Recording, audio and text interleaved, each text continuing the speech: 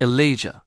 In the days when Israel wavered between covenant fidelity and the seductive pull of foreign gods, there rose a solitary figure, a man whose very presence carried the weight of unyielding conviction. Elijah the Tishbite stepped onto the stage of history in a moment when the land was dry both in spirit and in soil, for Ahab had turned his heart to Baal, and the people followed a path that seemed prosperous yet hollow. Elijah appeared without introduction. A desert-forged voice carrying a message that pierced the conscience of a drifting nation. He declared that no dew and no rain would fall except at his word, and with that pronouncement he vanished from the sight of the king, slipping away from the courts of power to a hidden refuge prepared by God. He retreated to the Kerith ravine, a secluded place where the rhythm of the brook kept time with the deep silence of waiting ravens, brought him bread and meat morning and evening, a strange and wondrous provision reminding him that isolation did not mean abandonment. As the brook slowly diminished under the relentless sun, Elijah learned to trust the unseen hand that guided him each day as the sky remained cloudless and the heat bore down upon the land.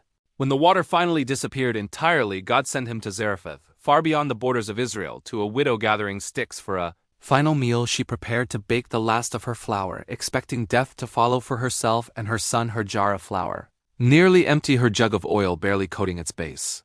Elijah spoke a word of promise that sounded impossible, yet she obeyed in humble desperation, and the miracle began. The flour did not run out, the oil did not fail day after day until the drought itself had nearly spent its strength. Then tragedy struck when her son grew sick and died. Grief filled the small house, and the mother cried out in anguish. Elijah carried the lifeless child to his upper room, laid him upon his bed, and cried out to God with fervent pleading, and the breath of life returned to the boy. The widow's faith awakened with new clarity as her son opened his eyes, and she declared that the word of the Lord spoken through Elijah was true. With renewed purpose, Elijah journeyed back toward Israel and came to Mount Carmel, where a great contest would unveil the impotence of Baal and the unchallenged sovereignty of the living God. He stood before the wavering multitudes and called them to choose once and for all. If the Lord was God, they must follow him, but if Baal was God, they must follow him. 2 altars, 2 sacrifices, one undeniable answer awaited the people.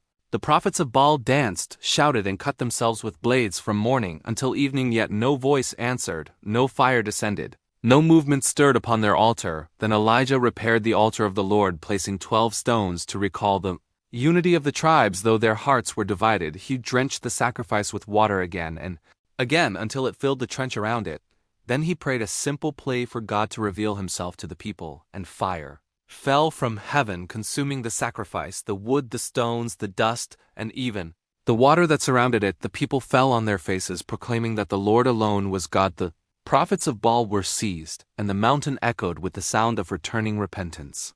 Elijah then declared that rain would soon return, and he climbed once more to the summit, bowed low, placed his face between his knees, and sent his servant to watch the horizon again. And again the servant returned, reporting nothing until the 7th time, when he saw a small cloud rising from the sea. Elijah knew the drought was ending. He urged Ahab to hurry as the sky darkened with heavy clouds, and the long-awaited rain began to pour upon the land after years of withering dryness. Subscribe for Part 2.